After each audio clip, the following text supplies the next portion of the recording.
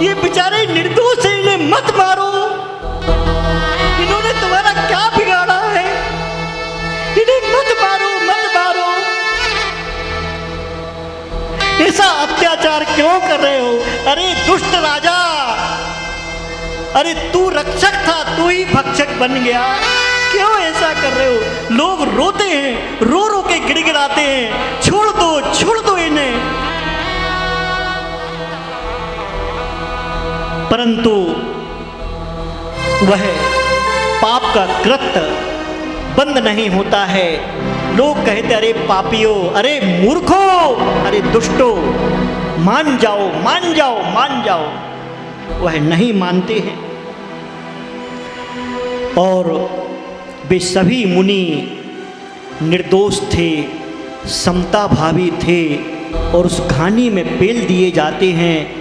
वे धर्मात्मा सहनशील मुनियों का खून बहता है, धरती लाल हो जाती है, हड्डियों के ढेर लग जाते हैं, पूरे नगर की विकराल दशा हो जाती है। तभी वहां पर नगर के बाहर से एक मुनिराज आ रहे थे। लोगों ने उन्हें रोका, हे भगवान,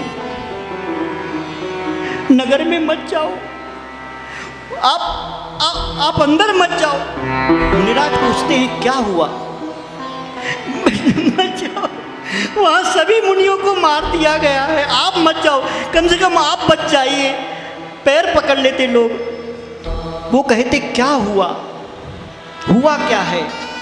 तो बताते हैं कि आज नगर में स्थित सभी मुनियों को मार दिया गया है, घोर अन्याय हुआ है, आप ही धर्म को बचाओ, आप ही धर्म को बचाओ।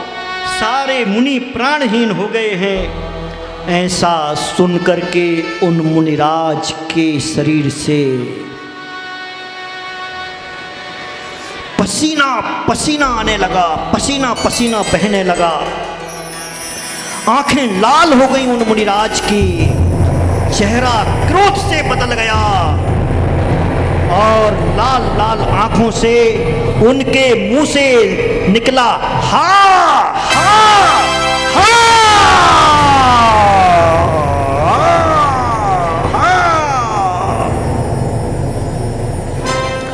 और उनके मुंह से जो निकला उसके बाद वहां पर पूरे नगर में आग लग जाती है, महल जल जाते हैं। अग्नि के प्रभाव से सारे महल, बगीचे, मकान सब जल करके नष्ट हो जाता है और दंडक राजा भी भस्म हो जाता है। और फिर वह दंडक राजा अनेक प्रकार की कुगतियों में, अनेक प्रकार की योनियों में, नरकों में, त्रिंच गति में भटक भटक के, दुखों को पाके, कष्टों को पाकर के, मुश्किल से अभी कुछ और पाप कर्म शेष था, कुछ पाप कर्म कम हुआ था, थोड़ा बहुत कुछ योग आया था और वह दंडक राजा जिसने इतने मुनियों को मारा था, भयंकर दुर्गतियों में प्राप्त होकर के अब यह गृध्र पक्षी बना है और उसको पहले का याद आ गया है, इसलिए यह प्रबोध को प्राप्त हुआ है। और वह मन ही मन में गृध्र पक्षी चरणों में बैठ कर के विचार करता है, गुरुओं को टकटकी लगा करके देखता है और कहता है, खुद के ही हाथों में खुद का जीवन है, चाहे तुम बिगड़ो चाहे तुम सुधरो, खुद के ही हाथों में खुद का जीवन है, चाहे तुम बिगड़ो चाहे तुम सुधरो।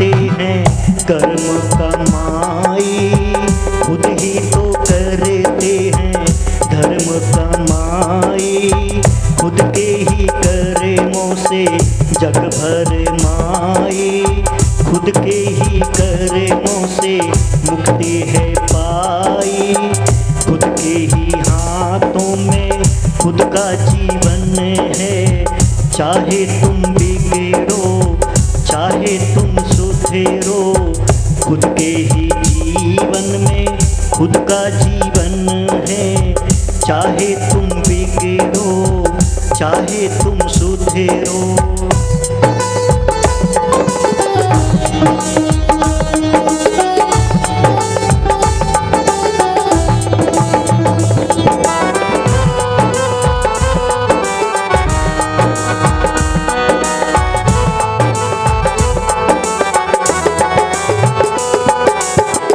खुद के ही कर्मों का खुद रखना लेखा, खुद के ही धर्मों का खुद रखना जोखा, खुद को ही मिलता है कर्मों से धोखा, खुद को ही मिलता है कर्मों से मौका, खुद के ही कर्मों से मिलता है धोखा, खुद के ही हाथों में खुद का जीवन है, चाहे तुम बिगड़ो चाहे तुम सुधरो, खुद के ही हाथों में खुद का जीवन है, चाहे तुम बिगड़ो चाहे तुम सुधरो।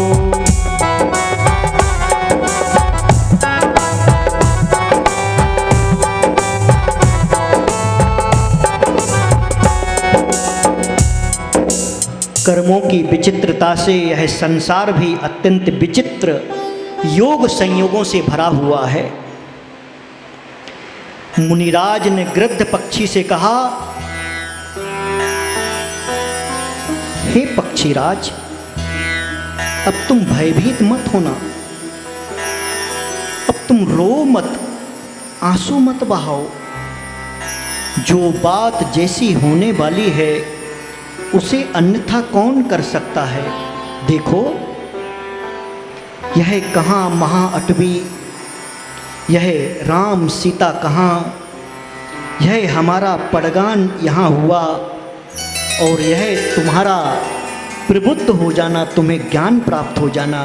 पक्षीराज, रो मत, अपने आप को शांत रखो और सुनो, अब तुमने कर्मों की ऐसी चेष्टा को पाया है, अब तुम धर्म को स्वीकार करो, अनुव्रतों को स्वीकार करो और जिन शासन पर श्रद्धा करो। पक्षीराज, तुम्हें मेरा आशीर्वाद है। वह हाथ जोड़ करके, सिर झुका करके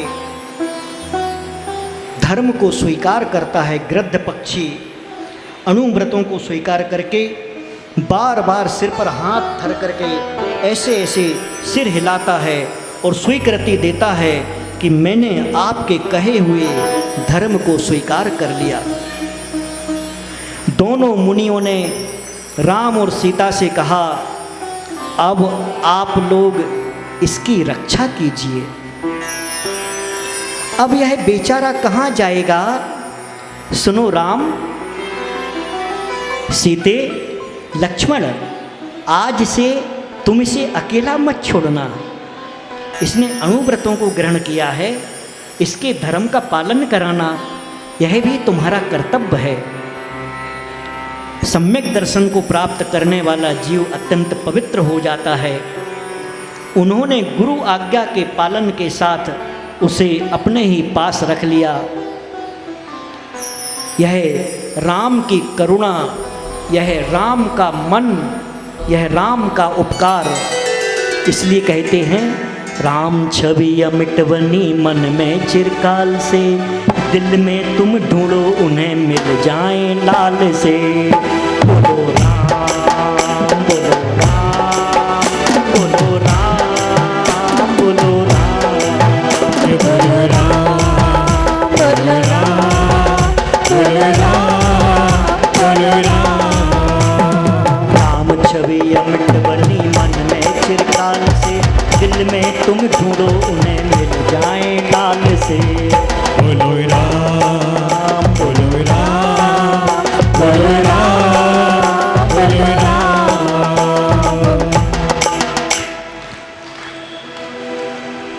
उसी समय एक मदोन्मत्त हाथी को बस में करके लक्ष्मण वहाँ आ जाते हैं। राम ने सब समाचार उन्हें बताया कि देखो ये मुनिराज बैठे हैं, इनका आहार हुआ है। यह गृध्र पक्षी कुछ समय पूर्व तक भ्रूप था, कुरूप था, अब यह गुरु के चरणों का उदक गंधोदक पीने से अत्यंत सुंदर हो गया है। आज हमने इन गुरुओं का सानिध्य पाया है। लक्ष्मण अत्यंत प्रसन्नचित होकर के बार बार उन्हें नमस्कार कहते हैं। और वह पक्षी उनको छोड़ करके कहीं नहीं जाता था। अहो धर्म का महत्व देखो, अहो धर्म का प्रभाव देखो, अहो धर्म का महात्म देखो। उसके शरीर पर रत्न स्वर्ण आदि की जटाएं थीं, इसलिए राम ने उसे गृध्र पक्षी को नाम दिया जटायु। जटायु नाम से बुलाते थे। अन्य पक्षी उसे देख